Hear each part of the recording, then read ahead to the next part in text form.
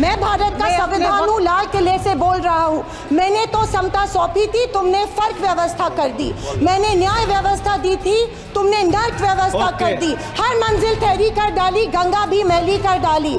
न्याय व्यवस्था भी रोती है, गुंडों के घर में सोती है।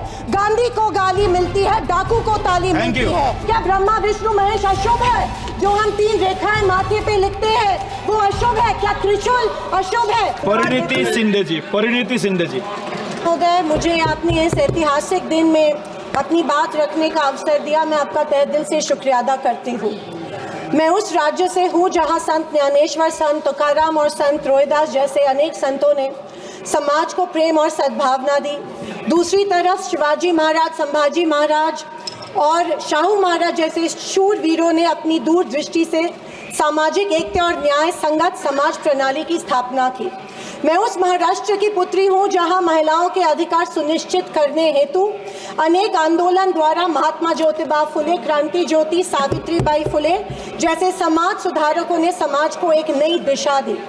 मैं उस महाराष्ट्र की बेटी हूँ जहाँ के महान सुपुत्र डॉक्टर बाबा साहेब अम्बेडकर जी ने इस देश को संविधान के रूप में एक सशक्त और न्याय संगत लोकतांत्रिक मूलाधार प्रदान किया। पर आज उसी महाराष्ट्र में बीजेपी के सरकार के शपथ विधि के बिल्कुल 5 दिन बाद उसी संविधान की प्रत की विटंबना की जाती है। मैं इस बात का निषेध करती हूँ। परभणी जिले में संविधान के प्रत की विटंबना की गई। संविधान के हीरक महोत्सव के उपलक्ष्य में जब मेरे विचार रखने का मौका मुझे मिला तो मैं ये जरूर कहूंगी कि संविधान सिर्फ एक किताब या नियमों की एक संगति सूची नहीं है, बल्कि मेरी जान है संविधान, मेरी पहचान है संविधान और इस देश की आत्मा है संविधान। दूसरी तरफ आज़ादी के 50 साल बाद तक अपने तिरंगे को और संविधान को न मानने वाले सत्ता पक्ष के लोग इस देश की उसी आत्मा को कमजोर और खोखला करने की साजिश कर रहे हैं। इसी शुरुआत उसी दिन हो गई जिस दिन धर्मनिरपेक्षता, सेक्युलरिज्म जो संविधान का एक मूलभूत आधार स्तंभ है, उसी को लेके गाली या एक कलंक में रूपांतरित करने का प्रयत्न सत्ताधारियों द्वारा होने लगा है। सेक्युलरिज्म को आज भी इस भारत देश की पहचान है, उसे सत्ताधारी पक्ष एक कमजोरी कर रहे हैं या एक बीमारी साबित करने की होड़ में लग गए हैं। संविधान की किसी भी चर्चा या बहस को ये लोग सिर्फ इमरजेंसी पर ले जाते हैं, पर ये भूल जाते हैं कि स्वर्गीय इंदिरा गांधी जी, हमारी पहली महिला पंतप्रधान इंदिरा गांधी जी ने उस वक्त के हालातों के मद्देनजर वो संवैधानिक कदम उठाए थे और उस दौरान हुए गलतियों की माफी भी देश के जनता से मांगी थी। और इतना ही नहीं, उनके विरोधियों ने गठित की गई कमेटी ने उन पर लगे सारे इल्जामों से उन्हें बारी कर दिया था। मैं आज इस सदन में पूछना चाहती हूँ मोदी सरकार से, सॉरी 400 पार का नारा फेल होने के बाद एनडीए सरकार से पूछना चाहती हूँ, आप मणिपुर पर देश की जनता से माफी कब मांगोगे? आप किसान आंदोलन में शहीद हुए 700 से अधिक किसानों के परिवारों की माफी कब मांगोगे? नोटबंदी के चलते हजारों लोगों के परिवार और छोटे कारोबार बंद हुए, उसके लिए माफी कब मांगोगे? हाथरस के लिए, उन्नाव के लिए आप माफी कब मांगोगे? आए दिन महिलाओं पर हो रहे अत्याचारों के लिए माफी कब मांगोगे? जो बदलापुर में मासूम बच्चों के ऊपर मोलेस्टेशन हुआ, उसके लिए आप कब माफी मांगोगे?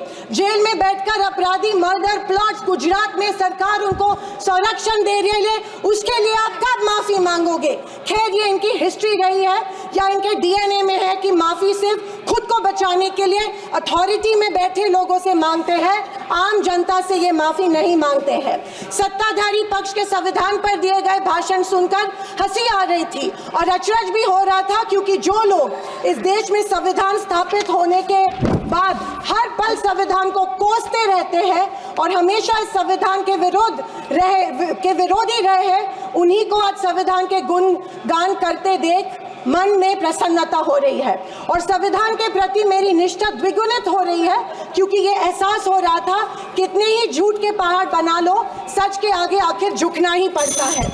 आरएसएस आरएसएस ने तिरंगा को माना नहीं था। उन्होंने कहा था कि 3 अंक अशुभ होता है। तो क्या ब्रह्मा विष्णु महेश अशुभ है? जो हम 3 रेखाएं माथे पे लिखते हैं वो अशुभ है? क्या त्रिशूल अशुभ है? ये मैं इन्हें पूछना चाहती हूँ। वर्ष 1993 में आरएसएस ने अपने श्वेत पत्र में संविधान को कचरे का ढेर करार दिया था। क्या ये तिरंगे के खिलाफ नहीं है? तत्कालीन आरएसएस प्रमुख ने उस टाइम संविधान को बदलने की मांग की थी। धन्यवाद। प्लीज आरएसएस महिलाओं को हमेशा पुरुषों से कमजोर समझती है। आरएसएस हमेशा महिलाओं को पुरुषों से कमजोर समझती है। ये अफसोस होता है कि प्रधानमंत्री जी उनके ट्विटर हैंडल फॉलो करते हैं जो महिलाओं को गंदी गंदी गालियां देते हैं। इस बात का अफसोस होता है कि प्रधानमंत्री हमारे देश के प्रधानमंत्री ये करते हैं। जनवरी 26, 2001 में इन्होंने तिरंगा माना और इतने सालों बाद तिरंगे को नागपुर में होस्ट किया। अध्यक्ष महोदय, मैं 2024 के लोकसभा इलेक्शन के बाद इन्हें एहसास हुआ कि संविधान को ज्यादा छेड़ेंगे तो सत्ता हाथ से निकल सकती है, इसीलिए अचानक संविधान के प्रति इनको प्यार उमड़ने लगा। अध्यक्ष महोदय, विशेष रूप से राजनाथ सिंह जी ने, मैं उनका सम्मान करती हूँ, बयान में जाने अनजाने आजादी के बाद से लेकर 2014 तक सारी कांग्रेस सरकारों को ऐसे सर्टिफिकेट दे दिया जिसे कोई झुटला नहीं सकता। उनके मुताबिक संविधान की बदौलत एक गरीब का बच्चा प्रधानमंत्री बना, लेकिन उसकी नींव सर 2 मिनट सर प्लीज। मैं आखिर में यही कहना चाहती हूँ, मैं भारत का, मैं कुछ पंक्तियां कहना चाहती हूँ। मैं भारत का संविधान हूँ। लाल किले से अध्यक्ष महोदय, बोलना शुरू करें।